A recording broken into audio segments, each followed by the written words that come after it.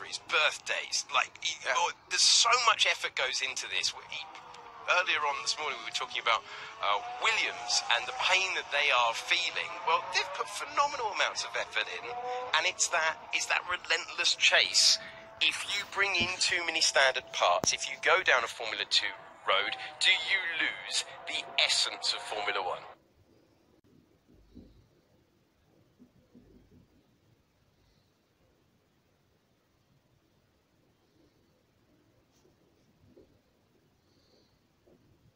As soon as I said the DNA thing out loud, I immediately thought, well, some of the biggest names in racing got their start buying other people's cars. Absolutely. So I suppose that's what I mean by the line. Gearbox, that feels okay. Where would you draw the line? That's the thing. I mean, the great thing about Formula 2 is you get to assess the driver's capability as equally as we can manage at that level of motorsport.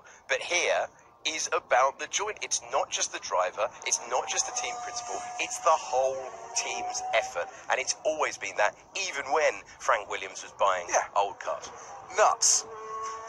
I just thought I'd say that out loud, but nuts. It's testing, there are no rules. A nut is a nut, or should be. Why do teams spend huge amounts of money on the lightest, strongest possible nuts that we could possibly have? Oh, what's that made of? It's made of unobtainium. Yeah. It's magnificent. You're looking at it, cost us €400 an ounce. Yeah. And it saves us a millionth of a second of that. I'm exaggerating a touch, but those are the sort of standard parts. Yeah. The bits that we can't see. Yeah, I think there's a tangibility element to it. I think Formula 1 is, certainly in the last couple of years, it's certainly got itself into a place where these hybrid machines are phenomenal. We're seeing lap records every single time that we rock up. We heard that they were meant to, these new regulations, they're meant to cost time. The team's getting very close. By the middle of the year, we'll be seeing lap records again. Well, let's hope so. And it's at the very edge, and that's phenomenal. But do we always get an idea of how that technology is working in real time? Maybe not. And as you say, when there are so many different parts that you can't quite tell as you look at the Renault going through that final sector, and yet the reality of it is that you're looking at a technological marvel there coming into the chicane. Well, absolutely. Trishan Vicaria. How about, instead of standardised parts for cars, standardised spending on certain areas of the car so that teams don't spend millions on one area to gain a fraction of time? Now, that on the face of it, beautiful idea. It really is. But it's how do you then police how much is being spent on a certain area of the car? A few years ago, the Formula 1 Teams Association brought in, the budget cap. We're going to monitor our spending. We're not going to go over it. Yeah. Certain teams went out and subcontracted a lot of work, so they weren't spending the money. Yeah. But companies that they owned were spending the money and doing the research. Accounting trick. Yeah, and were bypassing the spirit of what was intended there. I don't know how you police a spending cap. The only way to me to stop teams spending, and teams will openly admit, if we've got the money, we'll spend it. Yeah. Sometimes if we haven't got the money, we'll go out and spend it. If we can develop, we will go and develop. That is very much in their DNA to push these boundaries. But if you stop the areas that the money can be spent on, then you're starting to bring the cost of Formula 1 down. By the way, I think the teams are all having less from the prize pot this year anyway. Yes. So the teams are all facing a bit of a shortfall in that respect. Yeah, well, talk of expanding the calendar for that reason. The more time it's on circuit, the prize money goes up, more race fees, more money for the pot. It is interesting when discussing all of this, as we see the McLaren on track there, Lando Norris. I think one thing that it would be phenomenal to do is Norris, having come from Formula 2, he was racing with Carlin, great British team.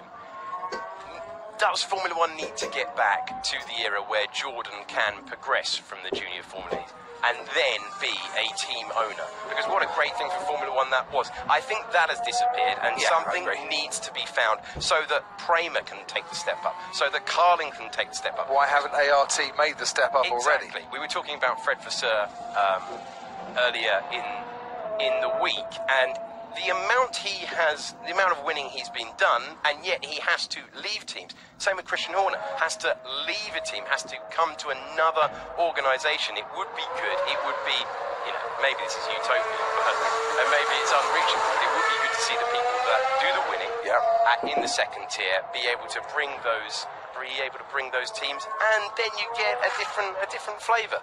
Different flavour to the grid. You see teams come, you see teams go, and it's not just about talent poaching from the big boys from the little boys. Well, I don't know if the money's out there and can be done, but I do think it would be lovely to see engineers of the future, mechanics of the future, that gets that are working on the GP3 and the F2 grids, finding a way into a team that is a rookie team in F1, as it were. And that rookie team runs rookie drivers.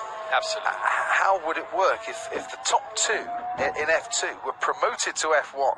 Promotion and relegation. And exactly. Well, I don't mind a bit of promotion and relegation, to be fair. I think it keeps everyone keen and honest. But promoted to F1 to run in a rookie team, and this is proper utopia, and I'm sure someone will tell me it can't happen.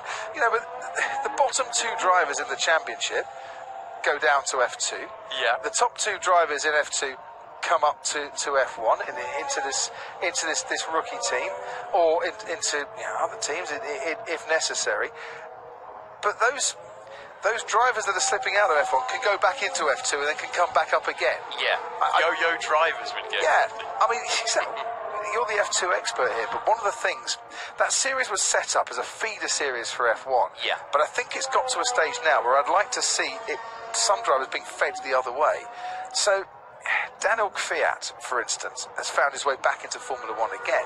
But wouldn't it have been great for Daniel Kvyat the last couple of years to have gone back into F2, to carry on racing, to improve his racecraft, to get his confidence back up again, and then have another crack at F1 again, and actually has not be robbed of the talent of Daniel Kvyat, who I actually quite enjoy watching. Yeah, I mean, absolutely. There's definitely an argument that it would be much nicer this year to see the racing talents of Esteban Ocon rather than just seeing him in the background of cutaways behind Toto Wolff. Absolutely brilliant point. And I think it's a similar thing. The feeder series becoming like a second tier would be very interesting to see whether there was buy-in for it, whether there would be the audience for it. But it's definitely one avenue that could be looked at. I think the one upside, the one thing to say about Formula 2 is this year it has given the grid the top three drivers from that championship coming to the grid, so it's working for what it's intended to do. Yeah. But there's always areas. But we have lost Brendan Hartley. Yes. Too early. I'm sorry. Does Brendan Hartley deserve to still be in single-seaters racing in Formula 2? I would like to see that. And we do see Roberto Merri, the man that used to call Fun Bobby, returning to Formula 2, and he was on the podium last year in Monaco, so no one's going to turn down a podium in Monaco. So it's a... But at the moment, you're right, it is a retrograde step for a driver to take, and it's almost a mark against their name if they go there. But he had a terrific time, and he was there for the love of racing. Yeah. The trouble is, once you get to F1, you're not allowed back into F2, are you? No, if you win the championship. Oh, right. So, okay, just if you win the championship. Yeah. So you are. I mean, Robert Kubica could have been there last year. I think that was on his radar. It was at one point, which would have been remarkable to see how he stacked up to the likes of Lando Norris, who is making his way through the final sector as we speak. For those that haven't been with us for the first couple of a day and a bit of testing, Robert Kubica is relaxing somewhere, putting his feet up. Not that he wants to. Williams haven't got a car ready to go testing in just yet. They hope to be on the track tomorrow. We hope to see them on the track tomorrow. I'm not going to give any guarantees. No. That car's got to arrive at some stage today. Yeah, meant to be flying out tonight, could be postponed to tomorrow morning. Would they get any track time there? It was amazing. Even after yesterday, I was reading articles that said crisis and turmoil, and I kind of had the impression after yesterday's running that it had been a good day for pretty much everyone, apart from the team that didn't run. Yeah. So there's an enormous chasm in terms of, you know, I think Haas have been a little bit on the back foot today. You compare, Leclerc's done 102 laps, Magnussen's done 40. They had interrupted running yesterday. Same thing for Racing Point, slightly on the back foot, but they're out there, they're setting laps, they're getting data. Williams, having finished 10th, having taken that real hammer blow, and you could see how much it hurt those at the top. To follow it up with this is painful. I mean, people are wincing every time they get a press release from them. There's no criticism, really. It's just a sadness. It's a sadness being felt across the paddock that we're one team short. Callum Rochester, this isn't football. Your commentary's getting worse, bias getting worse, and now your ideas are getting worse. Callum's never been a fan. Dan Vitale. We need to cheer Callum up. Well, the trouble with Callum is that he obviously doesn't like football and then doesn't realise that actually promotion and relegation's a really good thing. But, you know, Callum, you're entitled to your opinion. That's why I read it out. I disagree with you, but there you go. Dan Vitale says, if you want better, more level playing fields and not have spec parts, you need to go like MotoGP. Factory teams with satellite teams using customer chassis engines. Silly to compare to spec series like GP2 and GP3. So we can't... Dan's like me, can't stop calling it GP2. It took a while. It does. Had to have a swear box. Same thing that applies to Alpha and Racing Point this year. Yeah, it'll happen. It will definitely happen. Sean H, Motorsport Manager PC game has relegation and promotions, adds a new layer to racing. Arjun says, the only thing standardised are the ECU and the tyres, and that is just enough. Standardised gearbox cogs won't save enough to attract a new entrant. Do your maths, please, instead of daydreaming. I don't think it's... Arjun, it's not about trying to save enough to bring in a new entrant. It's about allowing the current entrants that are struggling financially or struggling to compete on a budget that is a third of the size of the likes of Mercedes, Red Bull and Ferrari, to actually compete and produce the Leicester City moment, as Karun Chandok called it. Do we not want to see the underdogs have their day? Or, as F1 fans, are we quite happy with the big teams dominating? You tell me. Hashtag Ask Croftley. I can't answer for you on that one, to be honest. And how much money are you talking about, says Travis? Let's just start a GoFundMe for a rookie team. I like it. I'm not quite sure that would work. Yeah, and I'm not entirely sure if anyone's got a spare 100 million knocking about. Is that what you need? Yeah, 100 million. At least these days. At least. Mr. Mole, as we watch Nico Hülkenberg out on the track. Hülkenberg has put in 24 laps this afternoon so far. Mr. Mole says, can Renault finish above Red Bull in the Constructors' title? Poor old Red Bull, everyone wants to finish ahead of them.